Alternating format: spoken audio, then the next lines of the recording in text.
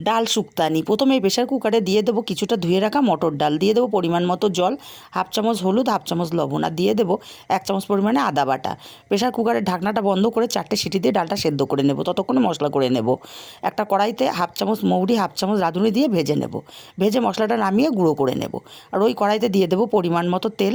তেলটা গরম হলে কেটে রাখা উচ্ছে দিয়ে দিলাম, দিয়ে দেবো হাফ চামচ লবণ, হাফ চামচ হলুদ। উচ্ছেটাকে বেশ লাল লাল করে ভেজে নিয়েছি। এখন উচ্ছেগুলোকে তেল ঝরিয়ে উঠিয়ে নিয়ে ওই তেলের মধ্যে সজনের ডাঁটা দিয়ে দিলাম।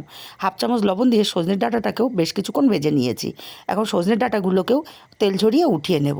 সজনের ডাঁটাগুলো উঠিয়ে নিয়ে ওই তেলের মধ্যে ফোড়নে দেবো 2টো শুকনো লঙ্কা, আর দেবো 2টো তেজপাতা, হাফ চামচ রাঁধুনি। ফোড়নটা একটু ভাজা ভাজা হলে টুকরো করে কেটে রাখা লাউ দিয়ে অল্প লবণ দিয়ে লাউটাকে মিনিট 3-4 সময় নিয়ে একটু ভেজে নেব। তারপর এখানে দিয়ে দেবো হাফ চামচ হলুদ। হলুদটাকে দিয়ে লাউটাকে আরও 2 মিনিট ভেজে নেব।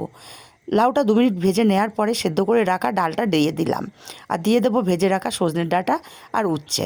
নাড়াচাড়া করে মিশিয়ে দিয়ে স্বাদ মতো লবণ দিয়ে ডালটাকে 5 থেকে 7 মিনিট ফুটিয়ে নেব। তারপর এখানে দিয়ে দেবো হাফ চামচ চিনি। চিনিটাকে দিয়ে নাড়াচাড়া করে আরও 2 মিনিট ডালটাকে ফুটিয়ে নেব।